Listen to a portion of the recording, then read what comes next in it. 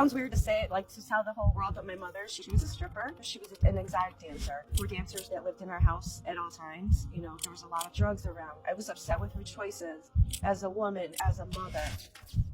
And I had a lot of doubts about the Catholic faith. The first was being born with original sin.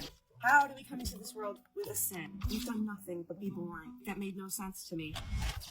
As I became Muslim, the things that impressed me and amazed me was the love for our parents that we should have, the rights of women. The rights of women, if only people really knew the rights that Islam gives us, the status that we have. It impresses me so much with Islam. I've had Muslims tell me, if you're not praying, if you're not fasting, you're not a Muslim. And it made me lose hope in forgiveness from Allah, lose hope in keeping my religion, because my belief in the Quran and that Allah is one. Prophet Muhammad is the final messenger. My belief in that is very, very strong. My belief in the Quran and that Allah is one. Prophet Muhammad is the final messenger. My belief in that is very, I was born in New York State. I was born to teenage parents. I graduated. I was the first person in my family to graduate high school, the first and only person in my family to go to college. I have an associate's degree in human services. It's always been my passion to help people. I experienced a lot of trauma as a child, and from that, it always made me want to help other people. I saw people around me go through a lot of trauma. There was a time in my life where we lived in domestic violence. That was very traumatic. I'm a survivor myself of domestic violence, and I struggle with mental illness, and it made me very upset with myself. It made me lose hope in forgiveness from Allah, lose hope in keeping my religion, because my belief in the Quran and that Allah is one. Prophet Muhammad is the final messenger. My belief in that is very, very strong. I believe that with all of me. It's my practice.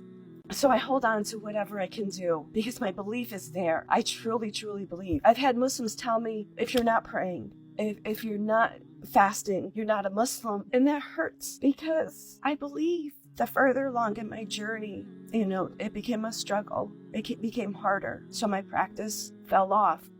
What would you like to suggest to someone who has traumas and is trying to find a solution like you? First, of course, therapy. My belief in Allah, the way Islam helps me now with my trauma and dealing with my trauma, the qadr of Allah, my belief in the qadr of Allah. I know that was the plan. I've gotten strength from it. It's a journey. It's such a journey, mental health journey, and healing from trauma. It's a long journey. And what I've learned in therapy is that how often the trauma continued and how long the trauma continued and how traumatic or how violent or bad the trauma was affects your healing. And so it's a journey. Did you have any faith before?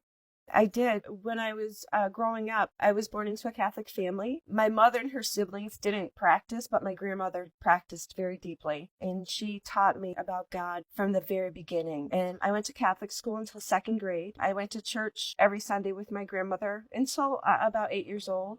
And it was strange for me because my grandmother believed so much and she was such a beautiful person. And yet there was other people who didn't believe and had a hard time with the religion. So it was confusing. But her love for Allah was so beautiful that I felt it. I considered myself Catholic, and so I took my Shahada. I wasn't a practicing Catholic, and I had a lot of doubts about the Catholic faith, but I always considered myself a Catholic. If you were to ask me before I took my Shahada if I was Catholic, I would say I'm Catholic. What was your view of Islam back then? Did you have any prejudices?